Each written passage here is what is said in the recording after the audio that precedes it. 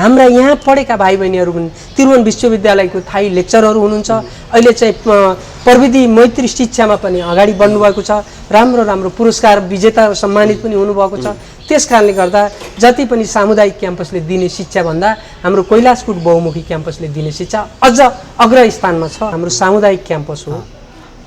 हामी त्रिभुवन विश्वविद्यालयबाट सम्बन्धन प्राप्त क्याम्पस भएको हुनाले अरू सामुदायिक क्याम्पसहरू जस्तै जसरी चलेका छन् हामी पनि त्यसरी नै चलिरहेका छौँ। बाहिर एक्टिभिटी बढी नगरे तापनि नदेखिए तापनि हाम्रो रिजल्टलाई हेर्ने हो भने सामुदायिक क्याम्पसहरू मध्येमा हामी अग्रस्थानमा छौँ। जीवन उपयोगी शिक्षा कैलाशकूट बहुमुखी क्याम्पसको सदिक्षा भन्ने चाहिँ नाराका साथ हामी अगाडि बढेका छौँ।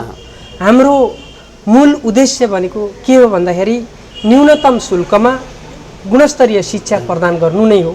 कक्षा 11 मा हाम्रो चाहिँ ह्युमेनिटी म्यानेजमेन्ट र एजुकेसन छ। यी तीनटा फ्याकल्टीहरू छ।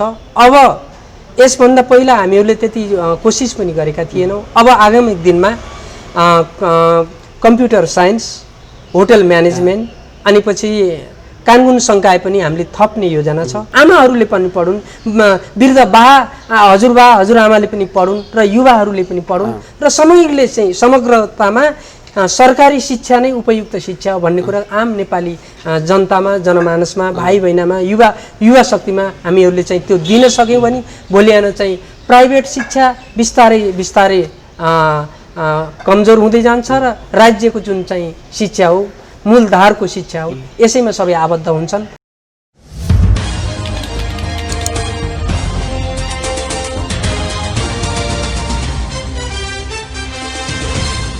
नमस्कार, केटीएम खबर.com को शैक्षिक विशेष संवादमा यहाँलाई स्वागत छ। म श्याम कार्की र शैक्षिक विशेष संवादलाई विशेष रूपमा जोड्नको लागि आज हाम्रो साथमा हुनुहुन्छ जय बागेश्वरीमा रहेको कैलाशकूट बहुमुखी क्याम्पसका क्याम्पस प्रमुख नारायण प्रसाद पौडेल सर आज हाम्रो साथमा हुनुहुन्छ। समसामयिक शिक्षा तथा कैलाशकूट बहुमुखी क्याम्पस केन्द्रित कुराकानीलाई आज हामीले मूलतः जोड दिनेछौँ। अब क्रममा उहाँसँग कुराकानी गर्छौँ। नान्सर यहाँ स्वागत छ। थ्याङ्क यू, धन्यवाद सर। कलेजको गतिविधि के छन् सर अहिले? कलेजको गतिविधि राम्रै छ सर, नराम्रो छैन। समय तपाईँलाई थाहा छ, विश्व परिस्थिति मोडिए पनि हामीहरू आफ्नो काममा निरन्तर लागिरहेका छौँ। यसमा क्रमभङ्ग भएको छैन। त्यसकारणले गर्दा हाम्रो क्षमता बलबुताले भएसम्म क्याम्पसको स्तर उन्नति गर्नको लागि हामी निरन्तर अगाडि बढिरहेका छौँ सर। विद्यार्थीहरूसँग एउटा हिजोको सहकार्य अथवा पठन सहकार्यको लागि चाहिँ कैलाशकूटको गतिविधि के छन् सर? अब हिजोको सहकार्यको लागि कैलाशकूट बहुमुखी क्याम्पसको शैक्षिक गतिविधिहरूको बारेमा बताउँदा हामीहरू तपाईँलाई थाहा छ हाम्रो सामुदायिक क्याम्पस हो। हामी त्रिभुवन विश्वविद्यालयबाट सम्बन्धन प्राप्त क्याम्पस भएको हुनाले अरू सामुदायिक क्याम्पसहरू जस्तै जसरी चलेका छन् हामी पनि त्यसरी नै चलिरहेका छौँ। तर पनि हाम्रो क्याम्पसमा बाहिर एक्टिभिटी बढी नगरे तापनि नदेखिए तापनि हाम्रो रिजल्टलाई हेर्ने हो भने सामुदायिक क्याम्पसहरू मध्येमा हामी अग्रस्थानमा छौँ भन्ने चाहिँ मलाई लाग्छ र हाम्रा शैक्षिक गतिविधिहरू हामीले गरिरहेका छौँ र त्यसै अनुसार हामी अगाडि बढिरहेका छौँ। हाम्रा केही शैक्षिक गतिविधि लाई अगाडि बढाउने क्रममा हाम्रो खेलकुददेखि क्याम्पसको चाहिँ वक्तृत्व प्रतियोगितादेखि कविता प्रतियोगितादेखि लिएर हाम्रो चाहिँ यो चाहिँ सञ्चार क्षेत्रमा अथवा मास कम्युनिकेसन पढ्ने विद्यार्थीहरूलाई समेत आबद्ध गराई बेला मौकामा हामीहरू चाहिँ पर्यटकलाई समृद्धि बनाउनको लागि विभिन्न क्षेत्रमा चाहिँ ती विद्यार्थीहरूलाई लिएर गएका छौँ र हाम्रो क्षमताले भ्याएसम्म ती विद्यार्थीहरूले राम्रो गरेका छन् र यहाँको शैक्षिक स्तरलाई माथि उठाउनलाई तिनीहरूको ठुलो चाहिँ योगदान छ भन्ने मलाई लाग्छ। म यतातिर आउँछु सर। अब मूलतः यतिखेर कक्षा 11 को नयाँ भर्नामा यहाँहरू केन्द्रित भइरहनु भएको छ। एउटा विद्यार्थी अभिभावकको पहुँचमा पुग्नको लागि चाहिँ कैलाशकूट बहुमुखी क्याम्पसको गतिविधि के छ? अहिले कैलाशकुट बहुमुखी क्याम्पसको गतिविधि भन्दाखेरि हाम्रो चाहिँ के छ भन्दाखेरि जीवन उपयोगी शिक्षा कैलाशकुट बहुमुखी क्याम्पसको सदिक्षा भन्ने चाहिँ नाराका साथ हामी अगाडि बढेका छौँ। हाम्रो मूल उद्देश्य भनेको के हो भन्दाखेरि न्यूनतम शुल्कमा गुणस्तरीय शिक्षा प्रदान गर्नु नै हो। तर पनि हाम्रा केही ल्याकअपहरू होलान्, केही अभावहरू होलान्, त्यसको बावजुद पनि अहिलेको चाहिँ हाम्रो चाहिँ वर्तमान समय सापेक्षको शिक्षालाई हामीहरूले जोड दिएका छौँ। हाम्रो संस्कार सहितको चाहिँ शिक्षा हो, सिपमूलक शिक्षा, प्रविधिमूलक शिक्षा अनि प्र्याक्टिकल र प्रविधियुक्त तरिकाले चाहिँ हामीले पठन पाठन गराइरहेका छौँ। यसमा थोरै कमी कमजोरी भए पनि त्यसलाई सुधार गर्दै हामी अगाडि बढेका छौँ। तपाईँलाई थाहा छ हाम्रो चाहिँ भौतिक पूर्वाधारदेखि हाम्रा थुप्रै अभावहरू छन्। अभावका बावजुद पनि हामी भाइ बहिनीहरूलाई शिक्षा दिने कुरामा हामी कहिले पनि पछि परेका छैनौँ। हाम्रा यहाँ पढाउने सरहरू एकदम दक्ष, सक्षम, क्वालिफाइड हुनुहुन्छ र यहाँ पढाएका शिक्षकहरू पनि राम्रो राम्रो चाहिँ कलेजहरूमा भयो, युनिभर्सिटीहरूमा पढाउनु भएको छ। त्यसकारणले गर्दा हाम्रो शिक्षाको गतिविधि अत्यन्त सरल तर चाहिँ निरन्तर रूपमा अगाडि बढेको छ भनेर हजुरलाई म जानकारी गराउँछु। जस्तो नानी सर शिक्षामा कहीँ कतै कैलाशकुट कमजोरी रहे पनि अब मेरो नेतृत्वमा मैले केही गर्छु भन्ने त रहला नि सर। अब केही समय भयो यहाँ क्याम्पस प्रमुखमा नियुक्ति भएर आइसक्नु भएको छ, लामो समयदेखि कैलाशकुटलाई नजिकबाट निहालिरहनु भएको छ। अबको मूलत जोड के कुराहरूमा रहन्छ? अब सरलाई मैले अघि भनिसकेँ, जीवन उपयोगी शिक्षा नै हाम्रो चाहिँ मूल मन्त्र हो। भनेको अहिलेको शिक्षाको आवश्यकता भनेको जीवन उपयोगी शिक्षा, जीवन उपयोगी त्यो कुरालाई केन्द्रबिन्दुमा कैलाशकुटले राख्छ सर। अवश्य सर। अब हामी विगतका दिनमा चाहिँ फर्गेट द यस्टरडे भनेर भन्छ, विगतका दिनहरूलाई भुलौँ, वर्तमानलाई समाउँ र भविष्यलाई माया गर्दै हामी अगाडि बढौँ। र अहिलेको विश्व जगतले कुन शिक्षाको आवश्यकता छ, विश्वमा हाम्रो शैक्षिक जनशक्तिको डिमान्ड कहाँ छ, कुन देशमा छ भन्ने कुरा हामीले बुझेर त्यसै अनुसारको शैक्षिक जनशक्ति उत्पादन गर्नुपर्छ भन्ने मेरो लक्ष्य छ, हाम्रो लक्ष्य छ। त्यस कारणले गर्दा हामीहरूले चाहिँ शिक्षा दिँदाखेरि केही अपवादको रूपमा केही कमी कमजोरी भए तापनि अबको शिक्षा भनेको प्रविधिमूलक नै हुनुपर्छ, व्यवहारमूलक नै हुनुपर्छ, जीवन उपयोगी नै हुनुपर्छ, सिपमूलक शिक्षा नै हुनुपर्छ। यदि यी भएन भने हामीहरू बजारमा अथवा विश्व जगतमा हाम्रो चाहिँ मूल्य र मान्यता हुँदैन। हामी हाम्रो आफ्नो मूल्य र मान्यतालाई चाहिँ विश्व जगतमा चिनाउनको लागि पनि हामी दक्ष र सक्षम हुनैपर्छ। हामी सक्षम भएनौँ भने हाम्रो चाहिँ श्रम बिक्री हुँदैन। त्यस कारणले गर्दा सिपमूलक श्रमको उत्पादन हुन्छ नै भनेर चाहिँ म ठोकुवाका साथ हजुरलाई भन्न सक्छु। विद्यार्थीहरूले व्यावहारिक रूपमा यो अनुभूति गर्न पाउँछन्, अवश्य पाउँछन्। हामीले कैलाशकुट क्याम्पसमा आइसकेपछि अवश्य हामीहरूले त्यो दिने चाहिँ कोसिस गरिरहेका छौँ। कक्षा 11मा कुन विषय छ सर? कक्षा 11मा हाम्रो चाहिँ ह्युमेनिटी, म्यानेजमेन्ट र एजुकेसन छ। यी 3टा फ्याकल्टीहरू छ। अब यसभन्दा पहिला हामीहरूले त्यति कोसिस पनि गरेका थिएनौँ। अब आगामी दिनमा कम्प्युटर साइन्स, होटल म्यानेजमेन्ट अनि पछि कानुन संकाय पनि हामीले थप्ने योजना छ। त्यस कारणले गर्दा आगामी दिनमा अब समयको मागलाई बुझ्दै हामी त्यस किसिमका संकायहरू थप्नलाई हामी चाहिँ अगाडि बढिरहेका छौँ। जस्तो नानी सर कक्षा 11को नयाँ भर्ना यहाँहरूले लिइरहनु भएको छ र नयाँ भर्नाकै लागि यहाँहरू केन्द्रित भइरहनु भएको यो परिप्रेक्ष्य रहेको छ। एउटा विद्यार्थी कक्षा 11मा नयाँ भर्ना भइरहँदाखेरि फिजिकल्ली ऊ कक्षामा आउने अवस्था त यो परिस्थिति छैन। अब पठन पाठनलाई अगाडि बढाउनुको लागि चाहिँ कैलाशकुटको गतिविधिहरू के रहन्छ? सर, एउटा हामी विकासोन्मुख देशका नागरिकहरू हौँ, हामी विकसित होइनौँ। विकास देशको पथमा हामीहरू अगाडि लम्किरहेका छौँ। त्यस कारणले गर्दा होला अहिले विश्वकोमा चाहिँ विश्व अहिले चाहिँ के कहाँ र कसरी अगाडि बढिरहेको छ भन्दा विश्व भनेको एउटा चाहिँ प्रविधियुक्त शिक्षा छ विश्वमा। हेर्नुहोस्, हाम्रो नेपालमा प्रविधि, उच्चतम प्रविधि अलिक कमजोर छ।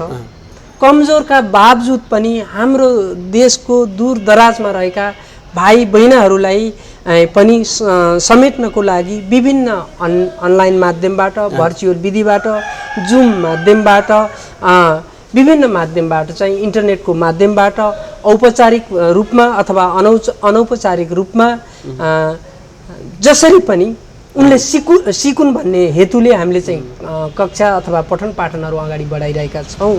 तर पनि अधिकांश हाम्रो दूरदराजमा बस्ने भाइ बहिनीहरूको पहुँच यहाँ भएको छैन।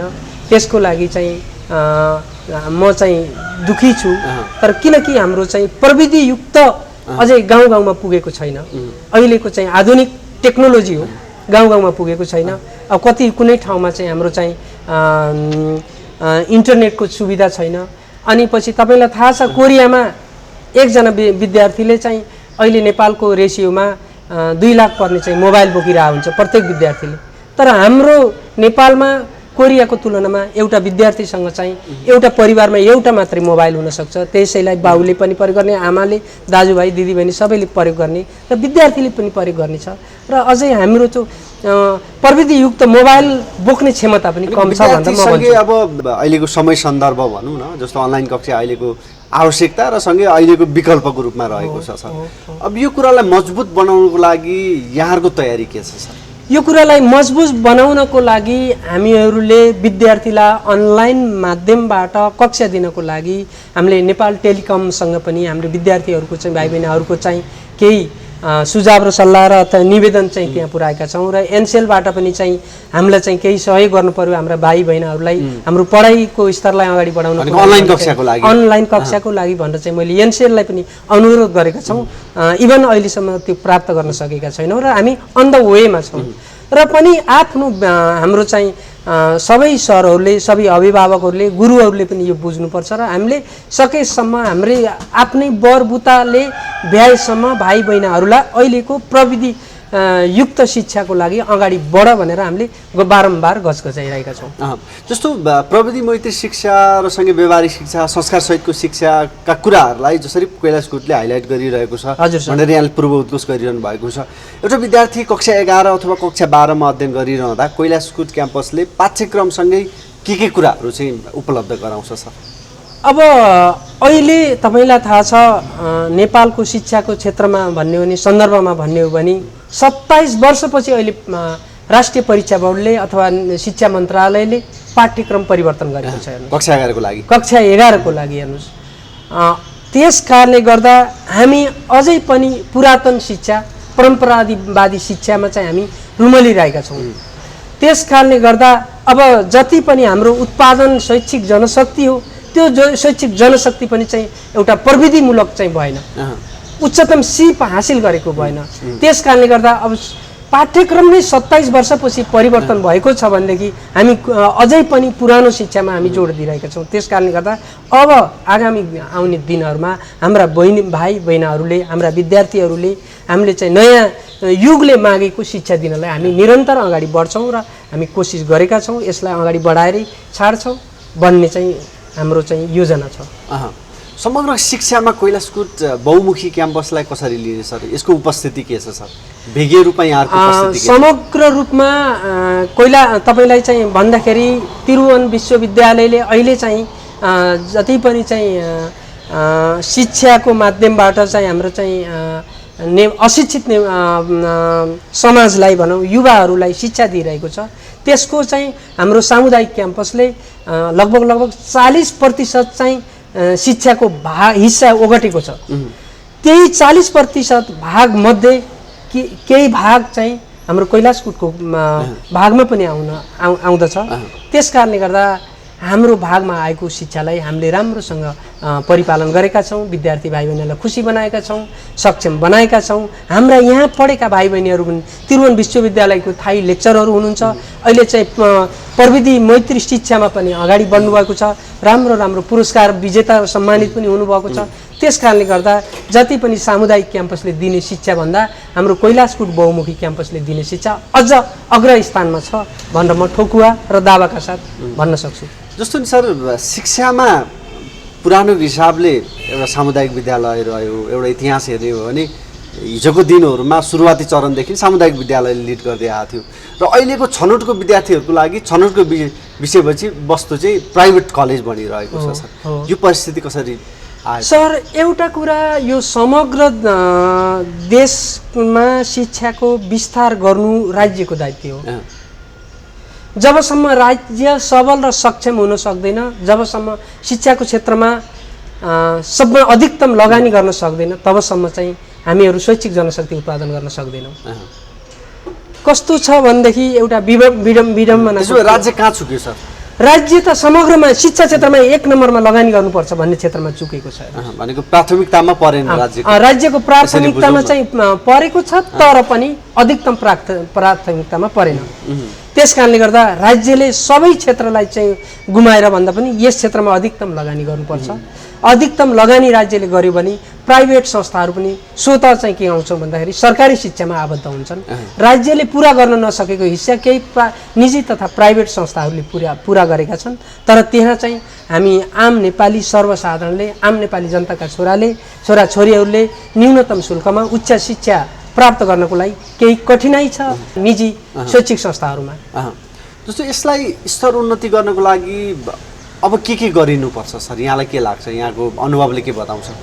अब मलाई लाग्छ विश्वको शैक्षिक गतिविधिहरू जसरी अगाडि बढिरहेको छ हाम्रो शैक्षिक गतिविधि पनि त्यसै अनुसार हामीहरूले अगाडि बढाउनुपर्छ सर। राज्यले अधिकतम यस क्षेत्रमा लगानी गर्नुपर्छ। राज्यले लगानी गर्यो भने त्यसै अनुसारको हाम्रा पूर्वाधारहरू चाहिँ तयार हुन्छन्। पूर्वाधार मैत्रीपूर्ण वातावरण बन्यो भनेदेखि हाम्रा अधिकांश भाइ बहिनीहरूले चाहिँ शिक्षाको उज्यालो घामबाट कसैलाई पनि वञ्चित हुनु पर्दैन। अहिले त मलाई लाग्छ हाम्रा सामुदायिक क्याम्पसहरू त छोरी र बुहारीको लागि मात्रै चाहिँ बढी चाहिँ भर्ना हुने ठाउँ भएको छ। त्यो नहोस् कि आमाहरूले पनि पढुन्, वृद्ध हजुरआमाले पनि पढुन् र युवाहरूले पनि पढुन् र समग्रले चाहिँ समग्रतामा सरकारी शिक्षा नै उपयुक्त शिक्षा हो भन्ने कुरा आम नेपाली जनतामा, जनमानसमा, भाइ बहिनीमा, युवा शक्तिमा हामीहरूले चाहिँ त्यो दिन सक्यौँ भने भोलि आएर चाहिँ प्राइभेट शिक्षा बिस्तारै कमजोर हुँदै जान्छ र राज्यको जुन चाहिँ शिक्षा हो, मूलधारको शिक्षा हो, यसैमा सबै आबद्ध हुन्छन् र मैले सबैलाई यसैमा आबद्ध हुन चाहिँ आह्वान पनि गर्छु सर। अबको शिक्षा कस्तो हुनुपर्छ, कस्तो बनिनुपर्छ? अबको शिक्षा भनेको व्यवसाय र भोकेसनल हुनुपर्छ। हामी भोकेसनल भएनौँ भने हामी बाँच्न सक्दैनौँ सर। अहिले थाहा छ भनेको अहिलेको शिक्षा करिकुलमले हामीलाई यो विषयवस्तुतिर अहिलेको करिकुलमले दिन्छ सर।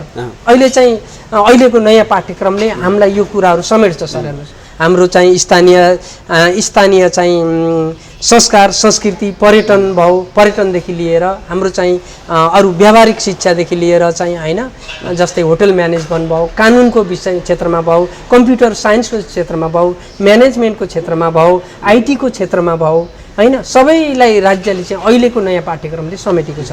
त्यस कारणले गर्दा पहिला जस्तो चाहिँ हैन, पहिले चाहिँ छोरोले विज्ञान पढेको छ गाउँमा गएर कृषि खेती गर्नमा चाहिँ लागिरहेको छ। अहिलेको विज्ञान पढेको छोराले विज्ञानको अनुसन्धान केन्द्र बनाउनुपर्छ।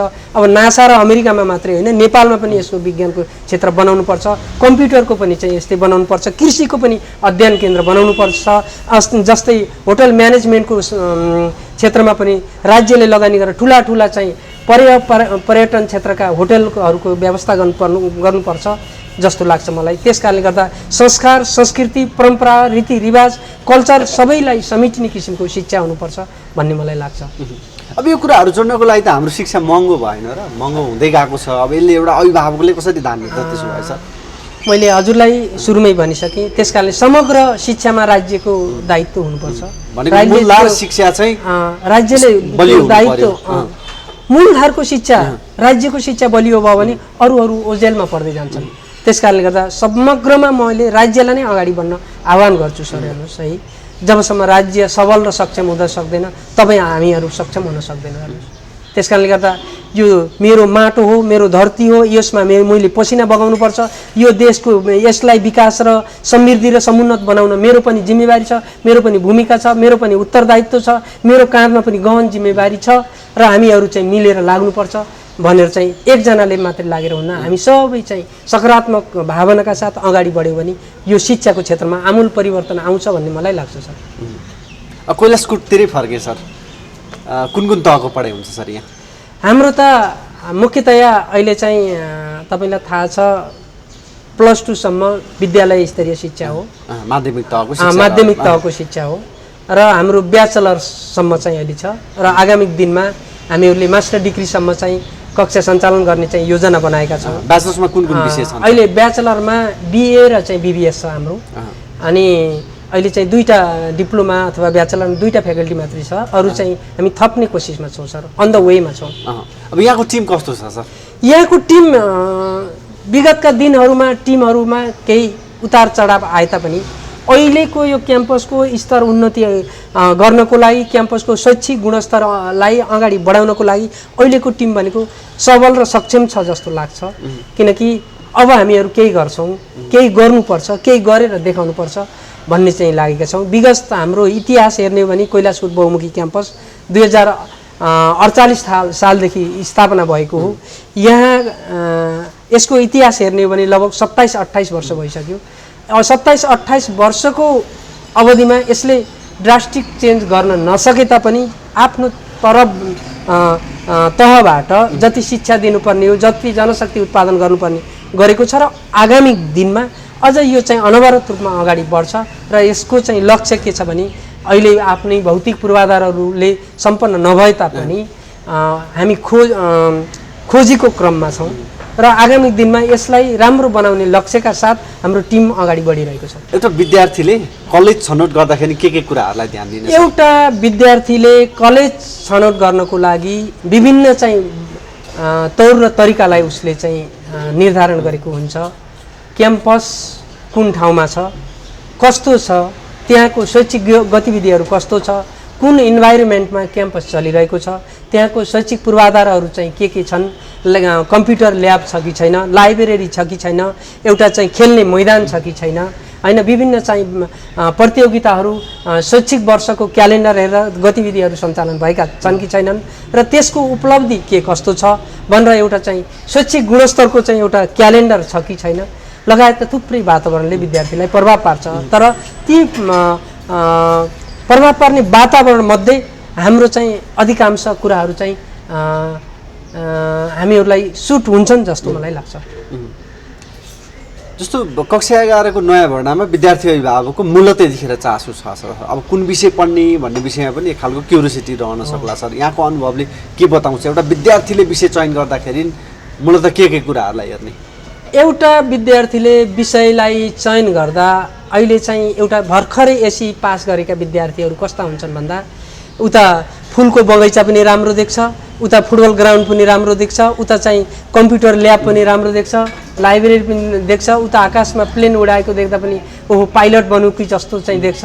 तर एउटा त्यो मानवीय प्रवृत्ति र इच्छा पनि हो। एउटा स्वभाव। त्यस कारणले गर्दा ती भाइ बहिनीहरूलाई हाम्रो क्याम्पस यी कारणले गर्दा राम्रो छ र तपाईँको भविष्यमा जीवनमा प्रयोगमा आउने शिक्षा भनेको यो हो, तपाईँ यसरी जानुपर्छ भनेर चाहिँ अहिले हामीले पुरानो शिक्षा, नैतिक शिक्षा त छँदैछ, पुरानो शिक्षामा भन्दा पनि अहिलेको प्रविधियुक्त शिक्षालाई नै, टेक्निकल एजुकेसनलाई नै बढी फोकस गर्नुपर्छ। तपाईँले यो पढ्नुहोस् भनेर हामीले गाइड गर्छौँ ती विद्यार्थीहरूलाई र विद्यार्थीहरू पनि स्वाभाविक क्युरियस हुन्छन्। उनीहरूले कुनै महँगा चाहिँ प्राइभेट निजी स्कुलहरूमा पनि जान सक्छन्, तर त्यहाँको चाहिँ फी स्ट्रक्चर हेर्दा बाबुआमाको चाहिँ आम्दानी बाबुआमाको क्षमताले नभ्याउने कुराहरू हुन्छ। त्यस कारणले गर्दा तपाईँहरूको स्तर अनुसार, तपाईँको क्षमता अनुसार यही कारणले गर्दा हाम्रो क्याम्पस उपयुक्त छ भनेर भाइ बहिनीहरूलाई हामीले चाहिँ कन्भिन्स गरेर हाम्रो क्याम्पसमा पढ्नुहोस् भनेर हामीले आह्वान चाहिँ गर्छौँ सर। अब ठ्याक्कै कुराकानीको कन्क्लुजन रूप दिउँ सर। कैलाशकूट बहुमुखी क्याम्पस मूलतः कक्षा 11 मा किन पढ्ने अथवा किन रोज्ने, छोटोमा के भन्नुहुन्छ? कैलाशकूट बहुमुखी क्याम्पसमा किन भन्दा अब सिपमूलक शिक्षा, संस्कार सहितको शिक्षा, टेक्निकल शिक्षा, प्रविधिमूलक शिक्षा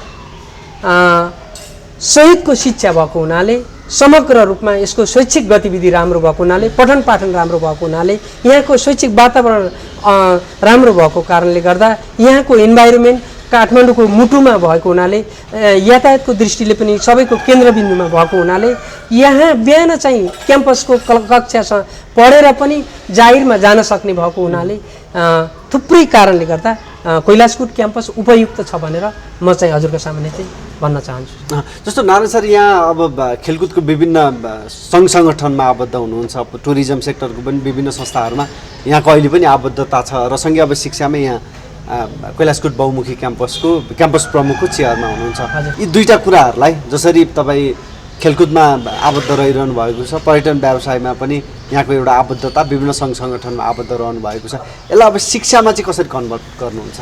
मैले यसो छ, वास्तवमा भन्ने हो भने म खेलकुद परिषदको पूर्व चाहिँ बोर्ड सदस्य भएको हुनाले, नीति निर्माण तहमा गएको हुनाले हाम्रो शिक्षा खेलकुदको चाहिँ मूल नारा नै के थियो भन्दा स्वास्थ्यको लागि खेलकुद, राष्ट्रको लागि खेलकुद भन्ने थियो।